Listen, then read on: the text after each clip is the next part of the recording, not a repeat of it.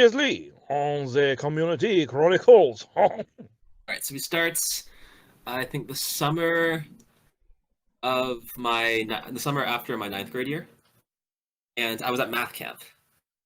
And I was just in my room. My roommate was gone. I was just like watching videos on my thing, and on my computer, and I see 2016 Classic Tetris World Championship Finals.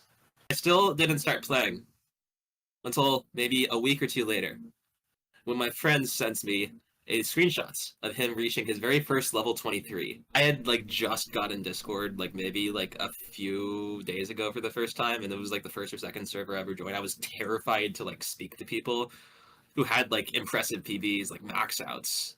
Some of them even had 1.1. So sort of when Cheese dropped the bombshell for the first time, and sort of started he had this list of all the finger strategies, all the finger position strategies that he was using, and which ones worked best.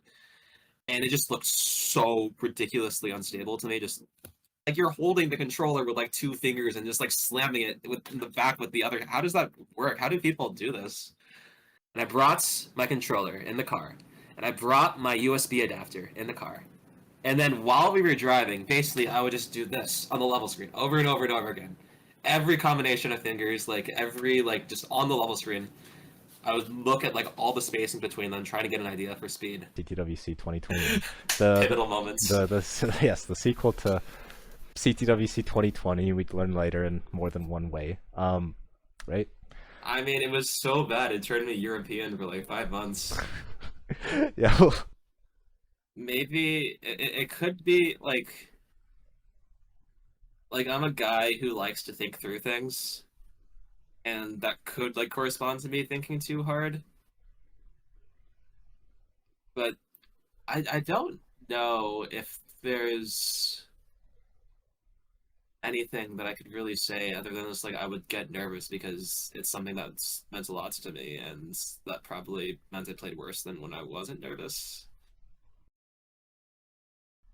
now that we have that out of the way, I think we get to an event that you may or may not enjoy talking about. I think you probably enjoy talking about it. It's obviously Megamasters 2022 in April. So obviously this year, Megamasters in 2023, it was no max outs left behind. But the year before, in 2022, where we are now in the story with Fractal, it was literally just 32 players. There's no challengers, and that's basically it. Still felt like a pretty big deal. I will tell you, the main thing that was big about this was the prize pool. It was the biggest prize pool that had ever been accumulated up until that point by quite a bit. People were really making it happen in terms of getting the prize pool up. I don't know, how did that event go for you, just from the beginning? It felt like I was playing and I was winning.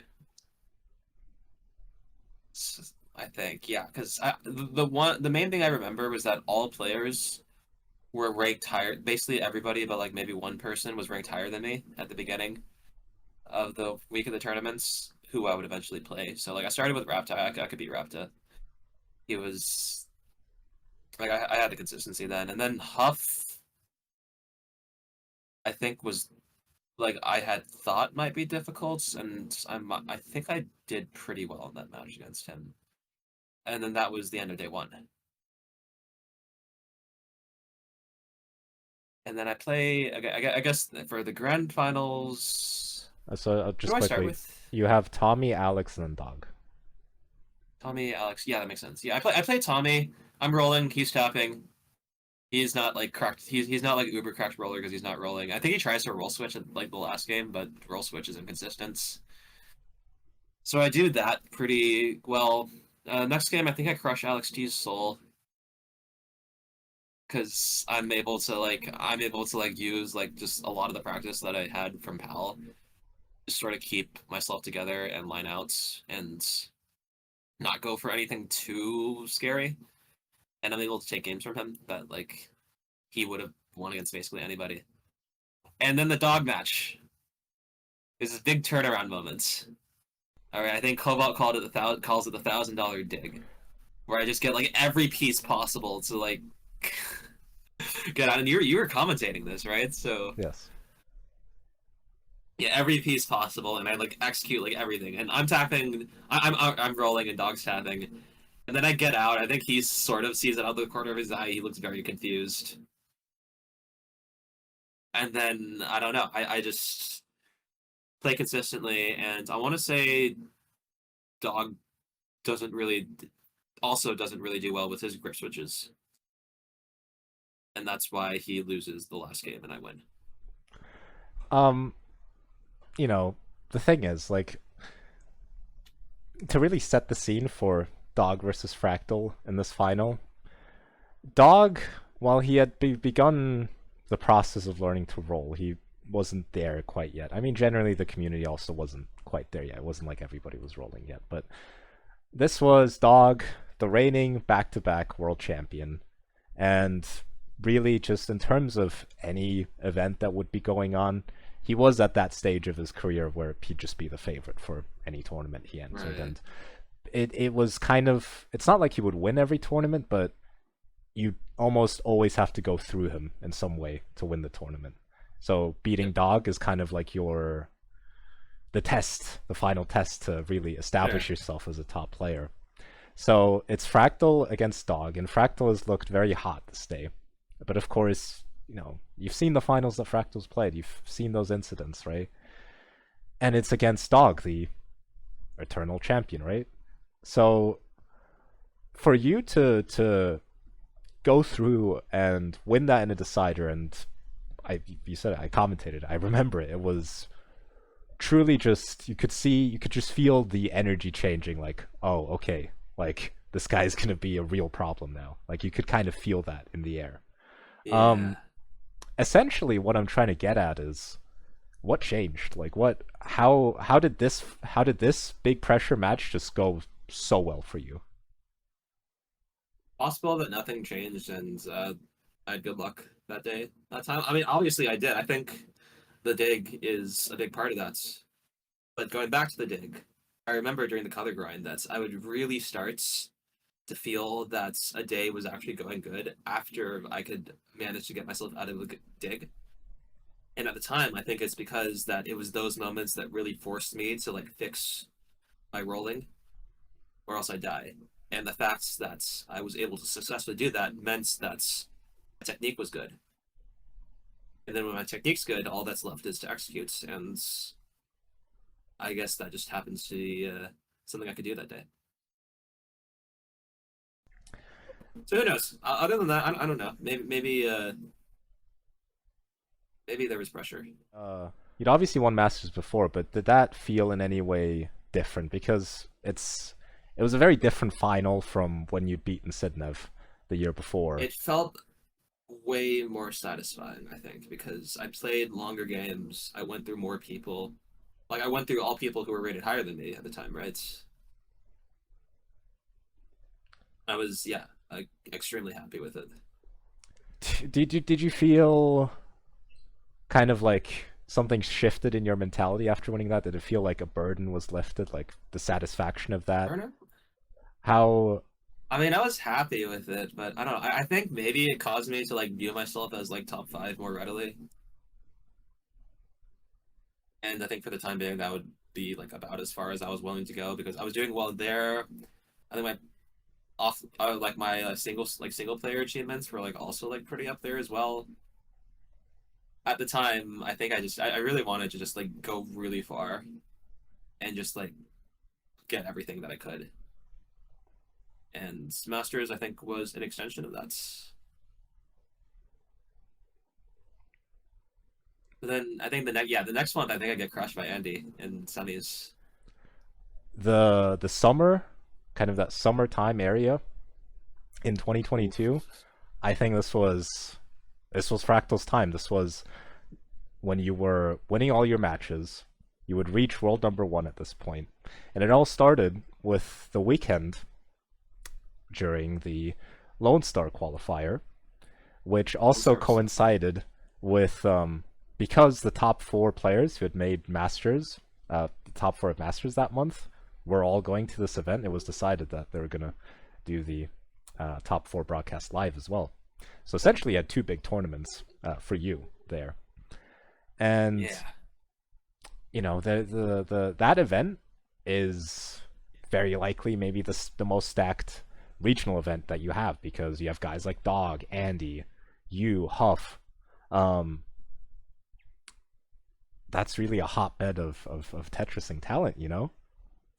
And you go over there, and you end up having a pretty good weekend, to say I the lose my least. first game to Lamau Yeats, and then I think I lose like 2 other games for like the rest of the tournaments, like rest of both tournaments even.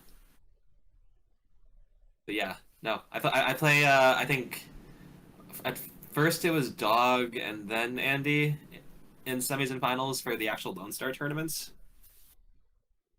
Then afterwards it was like Andy and then Dog for the CTM finals, and I was never in any danger for that. That's the way that it felt throughout the entire thing. And this is probably the live buff, which we'll have plenty of time to talk about later. But I really like the crowds, and this is because like I have this like view of myself as a good player.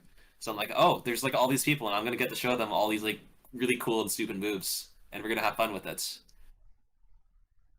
And I think that's really hard to compete against. Actually, I didn't even pick up on that. So, you know, we could spend a second about this. I mean, this was your first Sure. ever real life tournament, you know? How was that? How was I think you'd met different Tetris players before, like maybe there were smaller meetups or whatever, but in terms of actual events, this was the first one, right? So, how Yeah. was how was that first experience of a real life Tetris tournament? Yeah.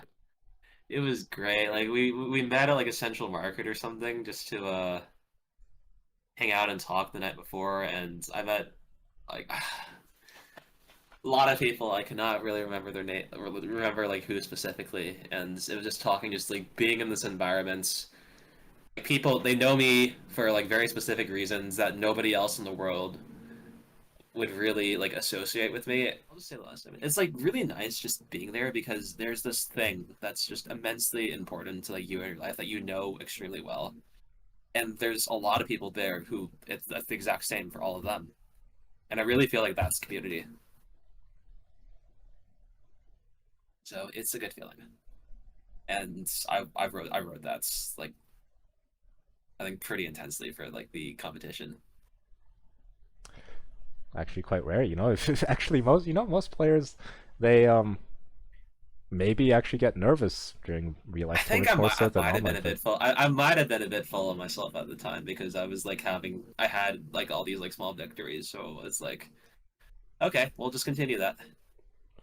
but I mean, you would say, right? That you play better in real life than online. I think so. Um, because you actually did a trick that you would go on to do a year later. But what you did was you swept Dog and Andy like on the same day in the same tournament to win Lone Yeah. Star, and then you sweep Andy, and then Dog gets a game against you, but you still win in four. So Yeah. I think if there was any doubt as to who was the best Tetris player in the world at that point, the fact that you had top four, I think the identical same top four for both of these big events, right? And them going very much in the way of Fractal. I think this at this point it was Fractal's time. Um, The same time, going back to the whole like sort of like choking on like why I think this happens. Me like winning through sweeps could still mean that I haven't gotten over my problem. Like who knows what happens if like maybe it was because I started with good luck, and if I started with like a bit of bad luck, does that spiral out or do I recover from that? So that's was something I still didn't know at the time. nice But I just foreshadowing like there. kept on. but yeah. No, sorry, go on. Yeah, no, and then like I think like the next like couple months I just like kept on like sweeping people, so my elo got super inflated because sweeps are like given like outrageous things, and I think I lost the month before CTWC that year. I forgot who it was to Oh, it was against Huff. Yeah, that was when Huff won. against Huff. Yeah, that makes sense. And yeah, but I don't know. I had a lot of good wins. I think I'm at best. I was 100 elo above second place. It was good. And I think the other part of this era, other than the fact that you're dominating it now at this point, this is very much in the middle of the lining out meta, because there was no line cap. Line caps didn't exist at this point. Those would only be non-line caps would only be killed off in a hideous way during the CTWC 2022 finals, but we'll get to that in a second. But you were dominating this era of no line caps. So how did this era really unfold? Like how does it sit now that it's over, now that it's not here anymore? How was Fractal dominating it? We saw some pretty fun scores. I think, in general, like you could say like I was dominating, but at the same time, Eric had all the best plays. Because he had that 3.7 million that he achieved in April 1st, and then like the 6.4 or 6.5 achieved in comp, and that was pure lineouts. And that was something that I still think that I was nowhere like near like being able to do. And like it's still the record now. Even so. But as I imagine is pretty well known, I had always been an advocate for line cap. And that was because I think it just incentivizes more interesting gameplay. The type that I preferred was just sort of a raw, like once you pass 330 lines, you're done. Because I thought that was the most accessible for other things, but then Tetris Gen got popular, and then double kill screen got really popular. And I'm fine with that. So during the, I think, Lone Star game, my second match against Dog, when he had that really like great game, but like Tetris after Tetris, where he got like 1.6 at 330 lines or something.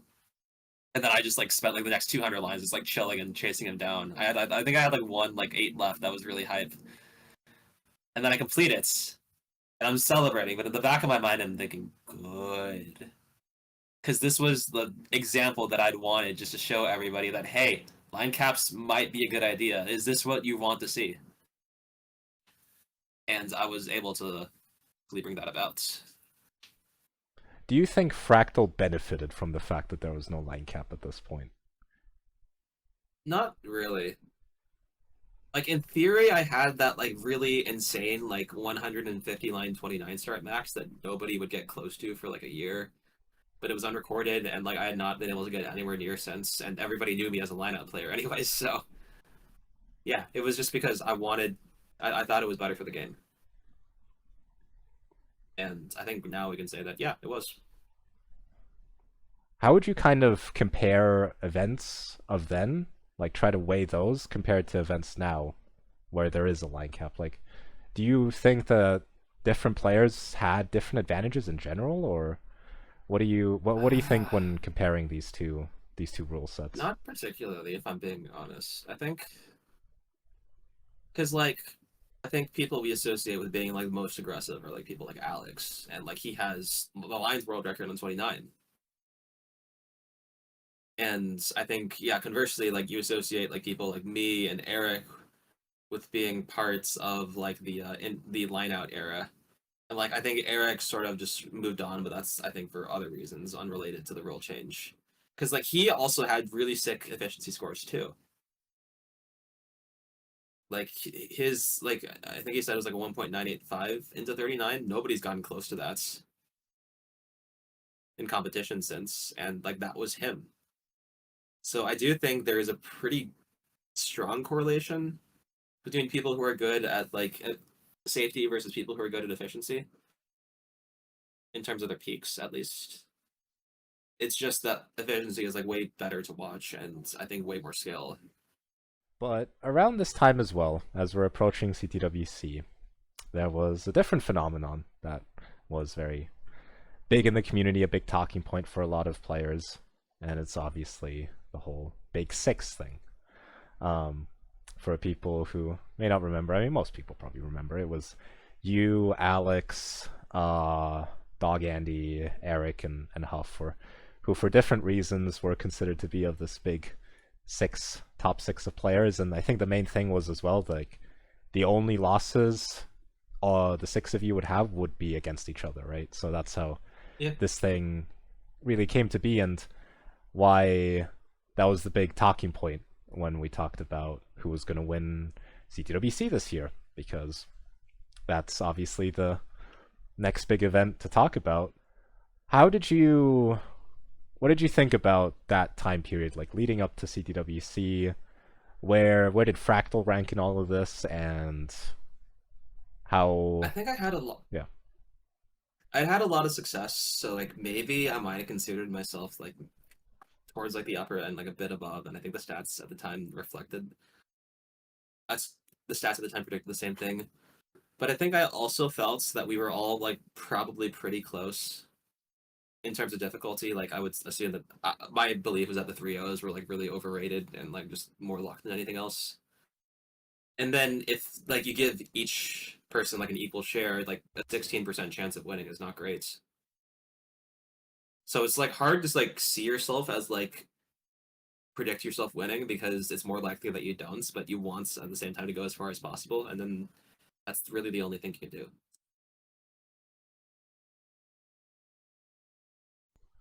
So I say I had about as good a chance as anybody else, maybe a bit more. You know, I will tell you, while generally it was all Big Six, Big Six, Big Six, actually being there in Portland, there was kind of an air about it, where everyone was kind of feeling like, if anybody was feeling someone, it probably was Fractal out of everybody. It wasn't a huge thing. It wasn't like you were the top favorite. I remember I was watching the top 8 with Jaws, and he was telling me about how great you were and how he really fancied you to win. And you know, it was kind of that air of Fractal's probably got this. And actually, out of everybody in the top 6, I think the person people expected the least was Eric to make it to the final. I was most scared of Eric. I am like, I guess, proud, you could say, of this, because like I had watched Eric's like practice streams, and he was getting some like really deep runs, like further than like what like I was not confident on. And like people were like, oh, inconsistency this, inconsistency that, but I don't know. I still think to this day, just like competition nerves affects him differently than it does other people, so I wasn't really going to trust that. I guess more generally, like I assume I go into competitions assuming that other people are like always capable of like playing at their best, and Eric's best was like way better than anybody else's best. You know, it's Eric, the person you rate very highly, and of course yourself. On that fateful qualifying day during the second session, yes, the second session, where of course, big news. Dog and Andy both just had 13 max outs, and now Eric and Fractal come along both getting 14 max outs. How was... I'd almost forgotten this point, kind of. It was only during Scout's recap of the tournament where I really thought about it. Like, how big of a thing was seeding, actually? Like, how hard did you practice to get a high seed? And I think I did like 2 or 3 practice qualifiers. Like I was taking it seriously. I knew that I was going to go with the 19 stretch strategy going in, as opposed to like Eric, who's just like decided like, okay, I'll do it, and then just gets like 9 knockouts in a row or something ridiculous. So I think during the actual qualifier, it was probably not really like visible, but like I was competing against him so hard. Like I would screen look to see like, okay, I'm like this many points behind him. This means that if I'm more efficient here in these areas, I might be able to catch up to his current max out count. And then I wanted to get ahead. And then I didn't. I think that kind of backfired on me because I kept on topping out in places where I shouldn't have. But I took it seriously. I wanted the good seed. I think it worked out for me at the time. well, I mean, you got the 1 seed, so yeah, it did work out pretty well. Well, I could have gotten the 1 seed, but maybe a harder bracket later on. And like I think I'd like proceeded to play against Alex or something. Yeah, okay. In top 8, which is not great. Well, I mean, I'll phrase like, it like this: you did everything in your power to guarantee. I did. Yeah. So, but yeah, you were in that bracket with Alex, but you didn't meet him because Sidnev took care of him. During assigned round 1, you play against Coffee. You get through that. And then Championship Sunday, you've got Naui from Mexico in the first round, who you sweep. Yeah. Then you have Sidnev.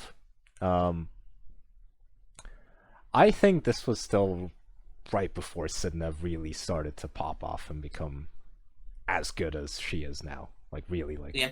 at that top level. But still, very tough opponent, and you pass with flying colors. You get through, and the top four, it's obviously you and Eric and Dog and Andy. You know, the top four of you four, you know, you are all such ridiculously good players. And seeing Andy play, and kind of, it felt like he really just didn't have much of a chance against you. And it's just, it felt like the same thing with Dog losing to Eric. I mean, they were still in the match, but it just felt like, you know, it just kind of felt like it was you and Eric, you know, who were supposed to be in the final, you know? That's so okay. Yeah, good, because like Andy did beat me during my best starts, which I think does like say a lot, and I'm glad that like I didn't let that affect me, and I was able to power through the next 3 matches too. But yeah, no, there's something about that day there. Just I was having so much fun, and I was playing great, like some of the best like pre that I've ever played ever. And then that got me through a lot of games because they ended up not really going to kill screen. Yeah. And then it was finals against Derek. Yeah. What were your thoughts right before you're supposed to play the world final? You know, you actually never made top 8 before this year, but now you're in the world final, and you know, at the very least, most people are expecting you to have a very good chance of winning it. You know? Right. From what I felt, like I did feel that people were thinking that like it was like more Eric focused because like he had all these long chase downs. And like people that this created the narrative that like he was the unkillable one. So then I think that really meant a lot to me because in the first game, I topped up first, but he was not able to complete the chase down. So I was thinking, well, maybe I can hold on for long enough. Like maybe I have this ability, and I know that I can last for like absurdly long line counts. So I just need to like just power through it and just keep playing. Next 2 games, okay, I'm playing extremely well pre for all of them. Like I don't, like I think I have these like really big leads going into it, but I know that doesn't matter too because that's not the point of the game. So I'm just trying to survive. Game 2, I misdrop, and then I misdrop again, and I don't feel bad about that. Game 3 is of course the big one. We're just like going forever. I think I get like pretty settled in at like 300 or 400 lines. Like okay, we're doing this. And then because like the other thing is that I feel like, oh, I'm ahead, so I'm not going to be the one who's like putting pressure, who's like feeling the pressure right now. So I can probably use this. I just need to keep holding on, holding on. Stuff breaks down. I double flip a thing. I need to double rotates, but I use the wrong rotation button. So the piece gets caught at the edge before I can do the second rotation, and then that causes like misdrops to cascade. Then it's over for me. This does not happen for Eric. Eric coasts to the victory. But by that end of the time, like I think both my impression was that I'm putting everything I have into this. Like this has lasted for so long. Like when it ends, it will be because one of us is completely drained. And then that's exactly what happened because in the very next game I top out like level 29. And that's it. It was really I remember feeling just like, okay, that's how it ends. Oh well. Congrats, Eric. And I think that sort of shows in like how the video was like after he wins. Yeah, it was not like you fell to the ground in an uncontrollable sob. Definitely not. In fact, your expression was a lot happier than some of the other losses we talked about before. Sorry.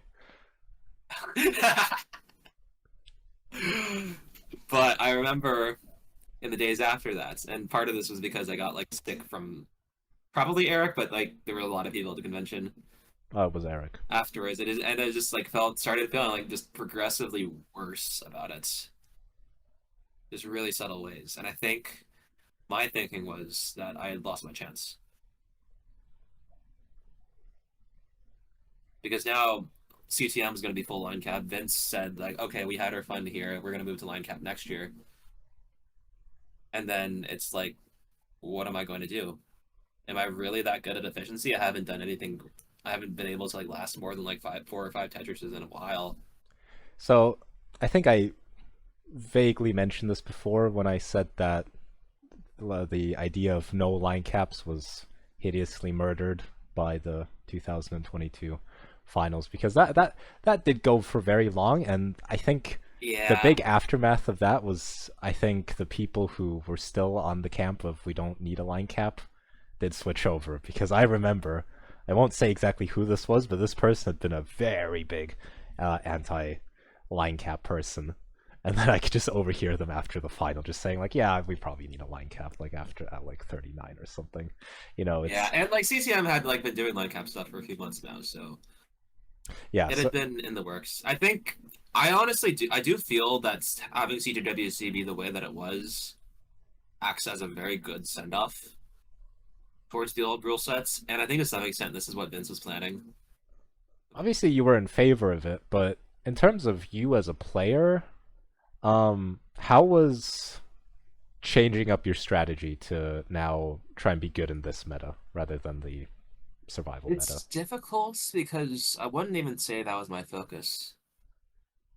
Because I think I ended up like taking like breaks for like one reason or another, and I got to the points where I'd hold my controller in like the grip that I'd practiced, and it would just feel completely different, just like the wrong shape. Felt like nothing I could do could make it right, and trying to play like that is about the worst thing, because there's like every single piece is just really uncomfortable, like you're thinking way too hard and it adds up. So I think as a result, like I spent a lot of time not really playing at like the potential that I had in CTWC. And as a result, you probably saw it by looking up matches. I started taking breaks in tournaments just to like try and like figure that out on the side. But when I take breaks, that means I'm not practicing, and that means the controller still feels bad. And for the record, I'm not saying that this is a controller issue. This is a me like not practicing and not trying to figure things out issue. Like the controller is probably fine. Like I was always able to do it, but I think for this period, it was like kind of like me like fighting against the game, like trying to figure out like what I really wanted out of it, and also thinking that like maybe like for real my time had come and gone, and what should I do next? It's kind of tough because I wanted the big win, and like the idea of letting go of that was not great.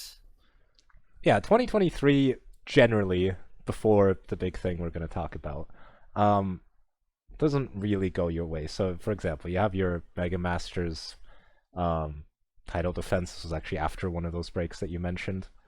Did you just come back for that, like defending the Megamasters title? Was it like that? Yeah, I'd really considered just not playing it. But then, I don't know, I changed my mind, I did it, and then I lost to SV. I think that was fine. I was pretty bummed about that.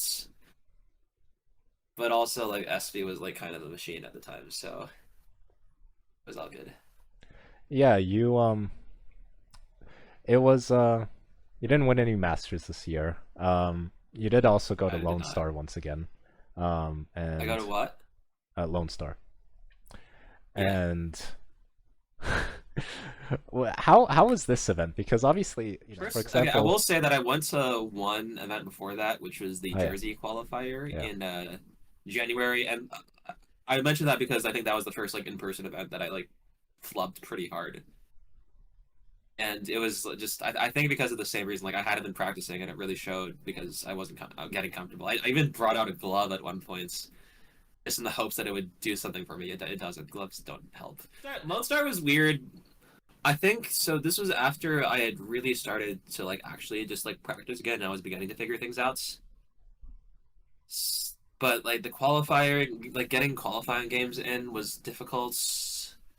I think I only ended up playing like 4 in total just by waiting in the line, and my second game was a 1.2, and then like I think Pumpy like very nicely, of course, asked me to like just like sit out so like some other people might have a turn. So I was like, okay, yeah, I'll do that. My matching, I had one match scheduled for the day, and it was against Dog, and we actually had to stop it midway because the convention was closing. And I don't know, I was so tired by the end of it. I remember. Just, I think, just the other thing about events is that they can be like very overstimulating. And in like previous iterations, I think I got lucky or like timed things well and not managed to do that. But like after CTWC in person, I crashed really hard. I think that night was just really tiring. And the second day of Lone Star happens. It's a Sunday. I lose my match against Dog. I'm fine with that. I go through the gauntlets in the losers brackets because I'm playing all these loser matches, loser drawn matches, and I'm winning most of them. But I don't ever leave my chair because they're just shuffling the next people and just like play me. So I'm just like going straight constantly. And thank God they're all like best of threes, so they're not that long. And then it's really weird. And then eventually I lose to Andy. That's also fine. But it meant that in this like one tournament, my win streaks against both of these people were like gone. So that was one advantage that I might have had over them that I can no longer rely on. So during Lone Star this year, wasn't there the story that the convention center was closing? So obviously this happened on the first day, but the finals weren't actually in person. The finals weren't actually, yeah, no, because we just were like really far behind, and they were basically just like shivving us out at the time. I did not watch the finals. I think I still haven't. So I think that Dog won. I'm pretty sure. But Yeah, Dog won. Dog won. I think I was just like so tired of it all by that time. I was tapped out. Oh, I should also mention I played in the DAS tournaments there. That was Oh yeah. that was a trip. Oh, yeah, go ahead. Some reason like my comp DAS just becomes like insane when I like get one max out each round and 1.19 against Sharky. Which I believe is like official match comp world record, No, and like also losing score world record and combined score world record. I don't know. I think I have like more. I'm probably have more experience than a lot of people who like main DAS now, just because I've been playing for so long and I started out with DAS, and I think one nice thing about like playing a lot of like different Tetris, a lot of like different playstyles, is that you see a lot of different ways to interpret like very similar positions, and when you do this enriches your understanding as a whole, and then that applies to even the more specific playstyles like DAS. So like I'd say I'm good, but I'm good because I put in a lot of time into Tetris as a whole. You know, the overlying theme so far of 2023 seems to be, not the best time after. Like a bit of a hangover after the great 2022 that you've had. That is the perfect word. Yeah, you kind of have some doubts. And how was your head before? Because obviously we'll talk in great detail about how the event went, but how was your head before CTWC 2023? Like how? I think I considered not going, and then decided that was bad pretty quickly. As I mentioned earlier, at the beginning of the summer, I've really started like grinding like consistently, like once every day, like maybe like taking like a break for a day every now and then. And the goal was just like learn everything from the ground up. Play until the controller feels comfortable again. Play until like you've rediscovered like everything that you once did.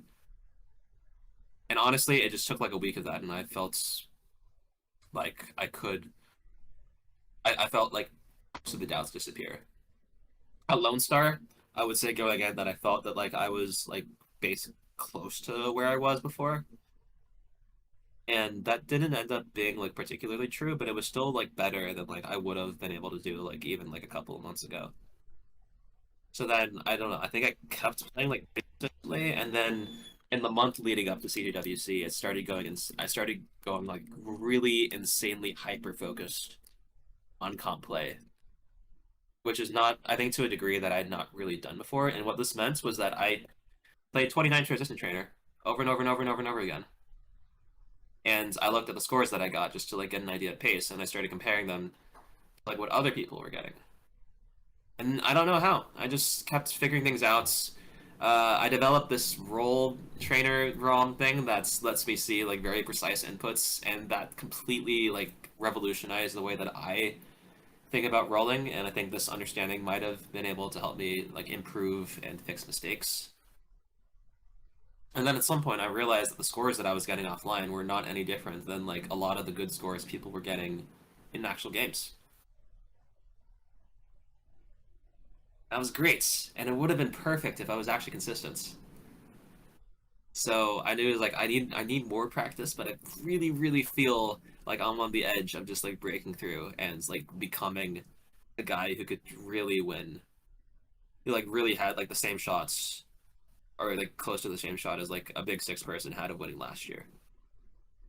I kept saying this for about a month because I don't know. I think maybe like consistent like 29 is harder than people give it credit for, but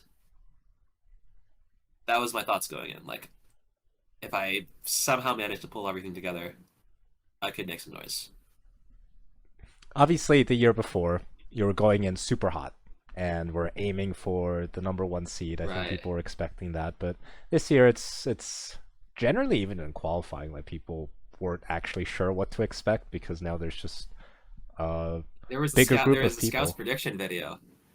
Oh yeah, Scouts prediction video where he had like three tiers of contenders for like the top, and he put me in the third yeah. tier, which is the lowest one. And I was looking at this, and I was like, "Huh, I can work with this because now this means I'm the underdog, according to Scout, and I like being the underdog." So yeah, and for the record, I think the video was like very accurate because my stats for the year were bad, and like they had no reason to assume that like I would been like getting substantially better offline because that could apply to anybody. You ended up getting the third seed. How Right, how and was how was how was just qualifying and then feeling about going your into seeding? qualifying, I was fairly confident that I could get first seed. And this was because I did one practice qualifier where I got like 16 max outs and like 15 in a row or something crazy, all on 19 starts. And I knew that nobody else would, like in their right mind, would be practicing this kind of thing, which is like mostly true. So I'm like, okay, I have this ability, I have the practice, and I have the experience. So at the very least, I think I can get a high seed. But of course, qualifying is so different from competitive play in terms of the skill sets. So that was just like sort of the first half of the battle. After that, how were you feeling in terms of when you saw the bracket? What were your initial thoughts when you Oh, I saw have it? a great story about this because I think there were a lot of things that were being shuffled. I thought I was second seed at the time, and I was looking at my things like, oh, I really like my path to like I think even top four. But then it turns out that they miscounted one of Noah's qualifiers, and he actually had one more max outs. And then when I did that, like when that got fixed, my heart just sank because I see Dog in round of 16 and Andy in round of 8. And I'm like, oh, dude, I'm done. There's no way that I can beat both of those at the same time. It's over. I spent all this time grinding for nothing. Like, I think I felt better when I remembered that I'd done this before. Like, go against them back to back and like win against both things. But I like just that felt like just a completely different era, and that I was not prepared for this.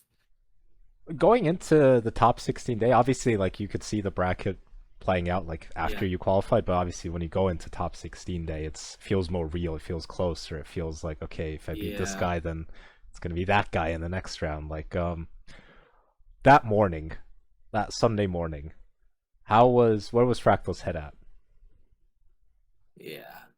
So I think to complete this, I figured out there was one important detail to complete the story.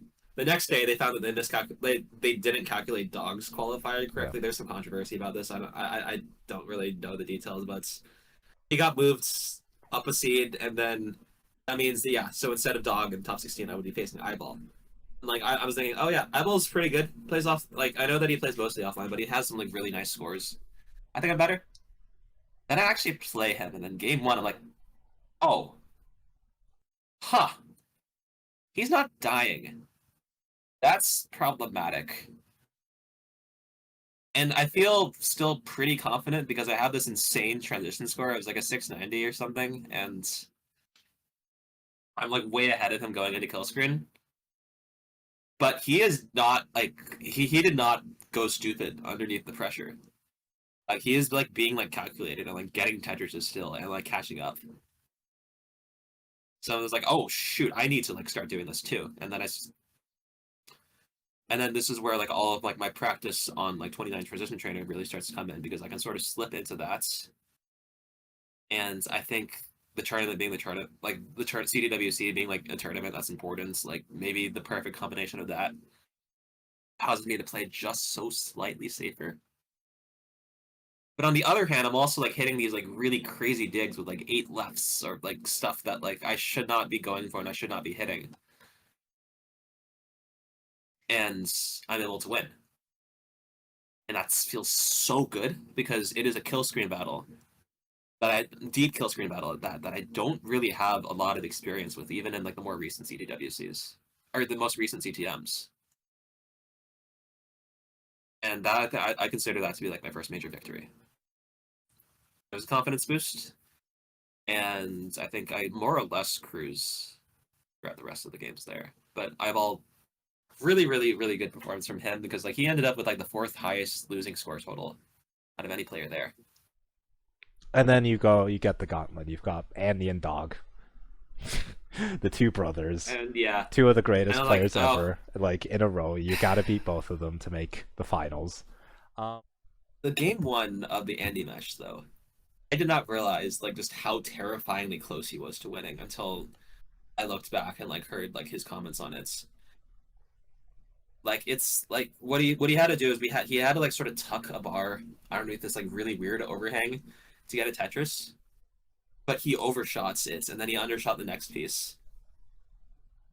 But by overshoot, I mean he actually got through the tuck, and if he had done like one last tap or like done the next tap like a bit earlier, then he would have gotten the Tetris. He would have won. I had no control over that, and it's really hard to predict what that might have done to my mental, what it would have done from there.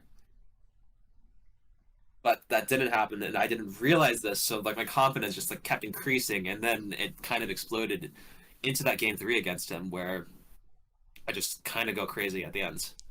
So you get through Andy, and after that performance against Andy, like, just completely honest, like, how did you think, like, did you think you would beat Dog, basically? Like, what were your thoughts like after that set? I thought I could, but I thought that I could lose. So it was like just like I need to like make sure that last game does not cause me to play stupid for a while, because like this is like the fear if you like go like super aggressive at the end for just like get the crowd hype, that it sort of carries over. So I was like I'm playing at a level that no other player I think ever has like really reached, and if I can keep this up, then like it should be mine. But there's no guarantee that you play the same, like even between like 2 different matches. And I do. Once again, it was similar stories of, but your opponents are playing well, but you're just playing better. And then you get back to the world final. 1 year on from losing to Eric, you're back in the final, and this time you're facing against Sidnev, a player who you've faced in your first Masters finals years back, obviously in CTEC as well. You know, definitely. There's a lot this of year, history. yeah, a lot of history, and this year, Like in terms of just pure eye tests, like who's playing the best Tetris, I would argue Sidnev maybe even best player in the world for 2023. You know, so yeah, and especially that day as well, Sidnev was really, really feeling it. Like this was Sidnev playing at her absolute best, and that's who you're up against in the final. So what's going through your head as you're preparing for that final? Honestly, I feel that the dominating emotion is just like, this is so fun. And also like, okay, like regarding like me like playing Sidna specifically in the finals, going back to that first Masters and like the finish where like we are just like both playing badly. Like I feel a bit bummed about it. She's definitely feeling bummed. So I remember I messaged her like, GG's, that was a good match, but the next match we're gonna have is gonna be really good.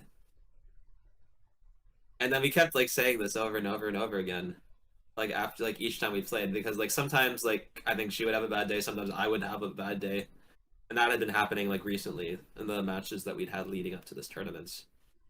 But now we're just like both like in the finals. We're both just really happy just to be there and play, and it's like that is probably the most fun I have had playing Tetris. If that is the most fun that I will ever have playing Tetris, I think that's completely fine. Right. I think I was playing pretty well. You- Okay, so the first one I lost with 1.4, and we were both like I think pretty close throughout. Like maybe I was like a bit ahead, and then Sidnev like reached forward at the end right as I was like doing playing really stupidly and topping outs because of that. But it was still like 1.4, which was like higher than like I think most people had been putting up in those days. I think like maybe Scooty had some like pretty high scores, and Sidnev, of course. And then game 2, I made an easy misdrop, like right at transition. Like people will say that like my board was messy going into 29, that I got it clean beforehand, and then made one misdrop, and then that was impossible to recover from. So kind of sucks, but I also don't feel that that was like a sign of anything bad, because I've been playing like so consistently on 29, like so like very consistently good up until that point that I'm like I just need to fall back on that, and by now I'm like believing that. so what obviously you were having fun, so maybe that might be Yeah. a hint at your answer to this question. But what exactly was going through your head when you're 2-0 down and about to lose your 2-0 second down, I world was like, final in a row? I mean, I'm having fun. Like, it's very possible that like me like making jokes and smiling is my coping mechanism for stress, and like it just like happens to be like well received in the environments. Like, I think in the back of my mind, I'm thinking, ooh, this ain't it, chief. But it's just like, what else can you do? Like, I've swept everybody beforehand. Like, what makes like this next one impossible? And then I hear the cheers from the crowd. Like, I think Aaron like starts that. Aaron's a homie. Shout outs to Aaron, by the way. Yeah, shout out to And then Aaron. I'm like, all right, we have there are 3 more games. Let's do this. At that point, Sidnev was playing so well, and you were playing well as well. You were all playing well, but especially Sidnev now. Sidnev hadn't won a Masters before.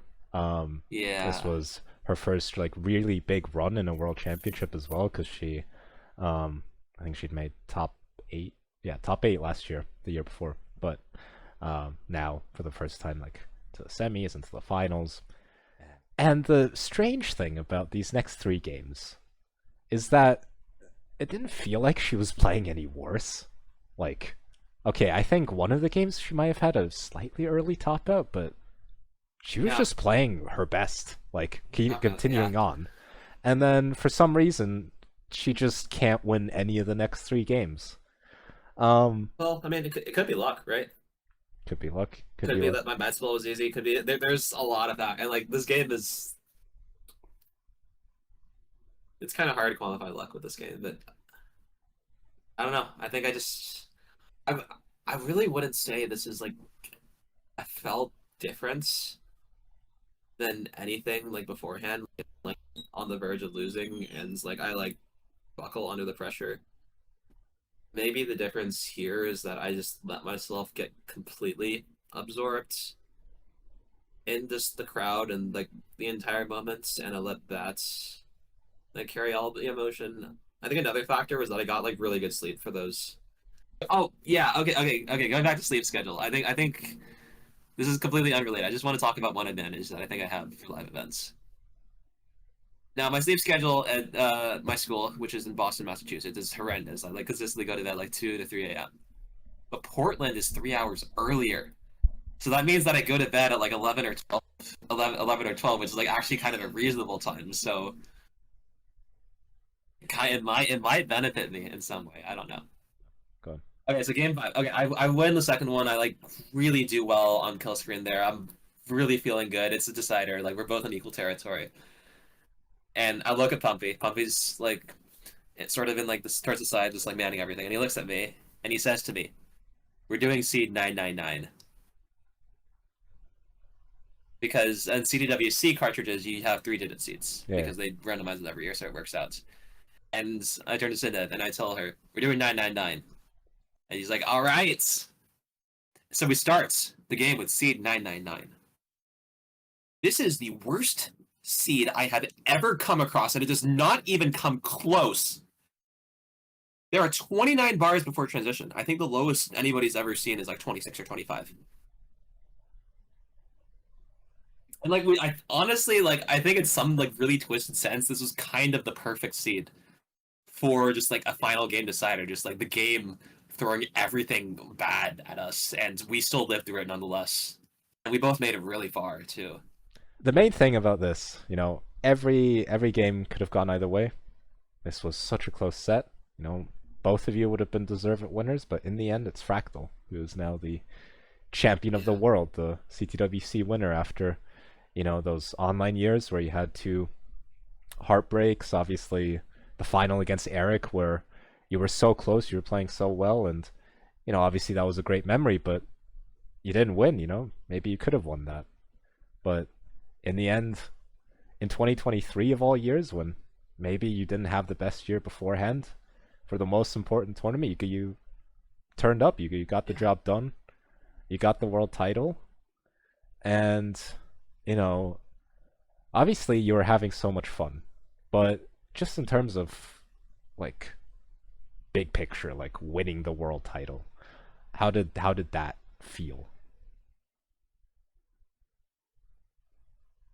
I think in like all definitions, under like all possible interpretations, this is like maybe like the dream scenario for me to like have like a storybook tournament win. Like I have this like insane performance that's just like unmatched by like any like other tournament. I think my fair median score or something was above 1.4, which like I don't think anybody's close to that. Like I somehow managed to like actually complete a reverse sweep of my own after like getting reverse sweeped in like several cases beforehand. Like I mentioned earlier that like eyeball was like the fourth highest score, fourth highest combined losing score person, and I played the other top 3 and beat them. So it's like the toughest opponents at the time, and just the greatest performance on top of that, and just overcoming everything. It's gonna be a good one for years. Now that it's behind you, winning the world title, obviously, you know, you haven't retired yet. You're still gonna keep playing it and all. But just as of today, you know, if it were to end tomorrow, how would you reflect back on your career so far?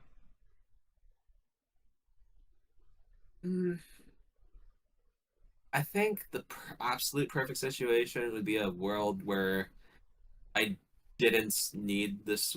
I didn't have this win, but still look back on everything and feel that like it was all like really satisfying. As it is right now, I don't know if I can really make that determination because I don't know how it would have felt. But yeah, like if this is my final, this is my final win ever. It happened like with like the best circumstances. I think as a competitive player, this is like what everybody wants, and like this is like what I wanted like since I started. So I don't really know how you can do better than that. I think regardless, I'll want to stick around like for years.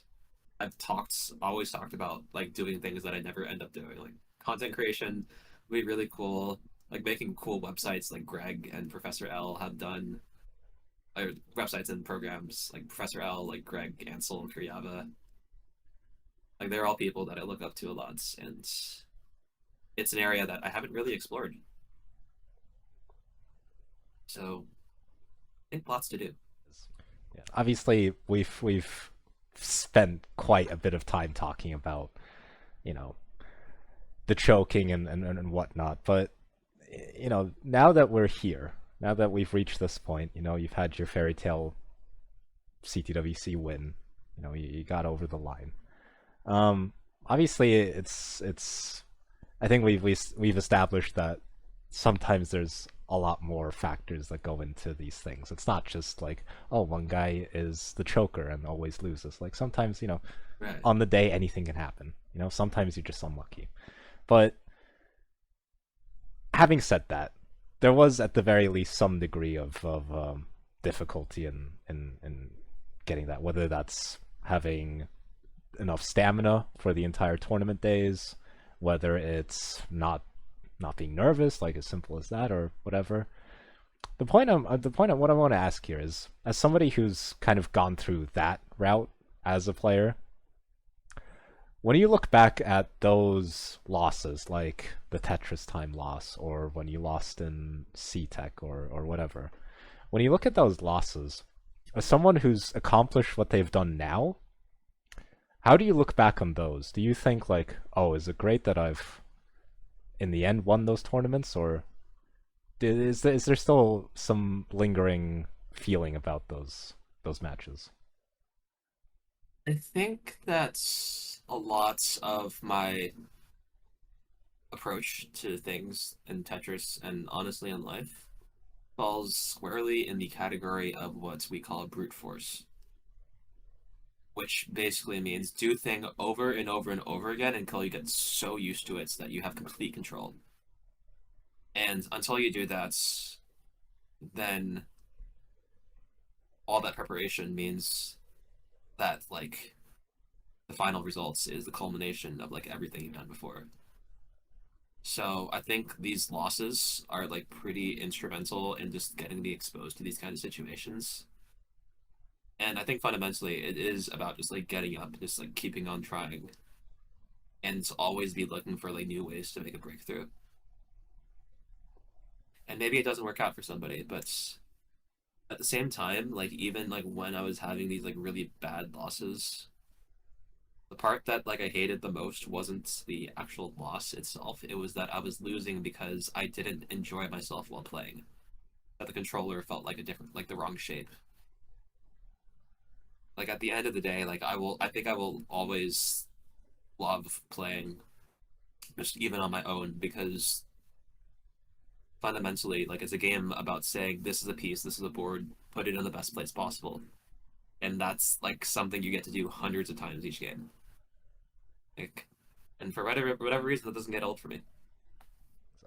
One thing that I actually did forget about, and I do, while I have you here, do want to get your side of the story. During CTEC 2021, there was an incident that happened, which caused great controversy. And actually, you and I have had like differing stories about this. Like, it's not that we ended up having a huge argument. I only know the direct interaction with myself. I think. But okay, yeah. So I have no before, reason not to believe.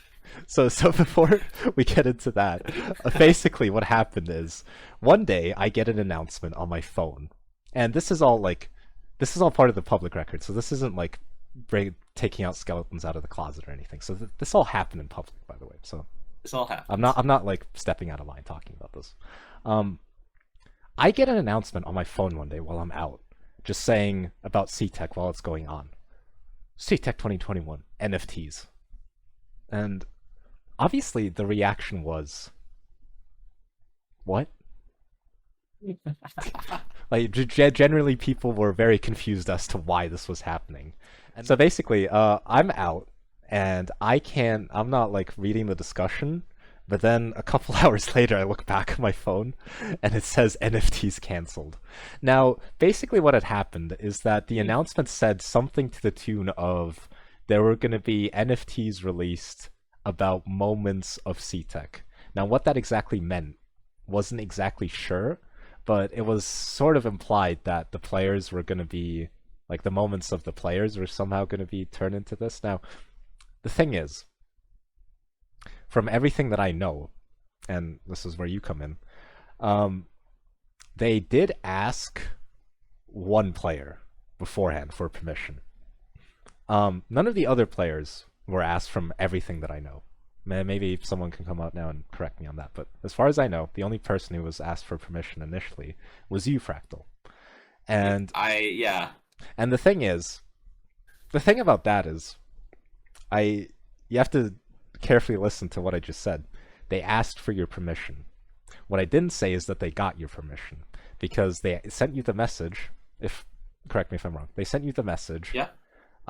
You hadn't replied yet, and then they sent out the announcement before you could reply, and I think your reply would have been I think no. this is correct. Yeah. Yeah, so you I would told have. them no. Yeah, you told them no. CTEC has had a bit of a rocky couple of years. I know they're trying very hard to make this year very good, and I obviously wish them the best in doing so. But how was what happened there? What do you remember about that? Because this is just a little footnote in history. So weird, yeah. No, I remember you were not happy with them. I was trying to like be charitable towards them because like I did have like a more charitable experience. Like I assumed that it was possible that they believed that we would be more okay with this, and thus they were gonna announce like they might launch this announcement, but they would go and like ask people specifically for permission if that was the case. And like I was like, why not? Like they asked me, like why am I different from anybody else? Like I'm not even from Europe. And I don't know. I think they backpedaled really quickly, and I'm grateful for that. And I think we were able to just move on from that since. It just kind of see if it like. Do you remember the Wada Games thing for CTWC? Yeah, it was kind of a similar thing with yeah. that. Yeah, it was like, but there, I think it's like more clear that like we believe that it was just naivety. Is that how you say it? Naivety? Naivete? Yeah. Them being naive, whatever. Yeah, I don't know the word. People know what you mean. Yeah, but... so like I tend to like assuming like good things. Yeah. That people do not have ill intentions, because this is generally my experience. So I don't really know, but it's still really fucking stupid that this tried to happen. Yeah, this was definitely one of the more bizarre things that have ever happened. I'm trying to think about bizarre things that have happened in this community, and I don't know if we ever topped NFTs for CTEC. Like Fractal, we've talked a lot about Fractal, the competitive player, but who really is Fractal outside of the competitive scene? Because you're not just a player. You do a lot of things. Like you mentioned, you created that role trainer, right? Like that's one of the projects that you had. You did that database, not the database, the website with all the servers. Not yet. No. Oh yeah. That when it was still online. Yeah, but basically you've engaged in various different things. So, how would you kind of give your introduction as Fractal, the member of the community who does cool things? Fractal, the member of the community that does cool things. I am the member of the community. I am a member of the community who does cool things. Honestly, I don't think I could get any more specific than that. I like the technical side. I think for like a more no, we've already covered that. But yeah, no, I really do want to like try and like start putting more of my time into like working on infrastructure related things. So I'm hoping to do more of that, and then I think outside of competition, I really want to be pushing my individual personal bests. Because now is like I'm in a better position than ever to do that. Yeah, you want to keep working, but so far, what would have actually? Because I only gave them brief introductions. Like, what were the projects you were working on so far? Like, what are the projects that I've worked on? Okay, ROM hacking aside, the most useful one, I think right now is a hack that lets NTSC TV players like play PAL Tetris. Oh yeah. And this has maybe like helped a couple of people to like enter in like classic Tetris PAL tournaments, which I'm really happy about. And then another, I guess the other like main projects that I've worked on is another sort of like NES hack thing, which is the role trainer that I'm hoping that more people will start to use now that's now that I have won and I have like my brand name, like my brand is like at an all-time high on it. Projects that I want to work on right now, I've done a bit of work for an overhaul of the ELO website.